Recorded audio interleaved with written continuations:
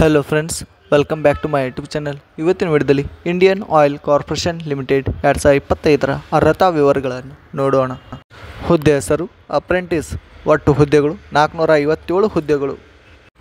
ವಿದ್ಯಾರ್ಥಿ ಅಭ್ಯರ್ಥಿಯು ಯಾವುದೇ ಮಾನ್ಯತೆ ಪಡೆದ ಮಂಡಳಿಯಿಂದ ಅಥವಾ ವಿಶ್ವವಿದ್ಯಾಲಯದಿಂದ 12ನೇ ತರಗತಿ ಪದವಿ ಮತ್ತು ಡಿಪ್ಲೊಮಾವನ್ನು ಪೂರ್ಣಗೊಳಿಸಿರಬೇಕು.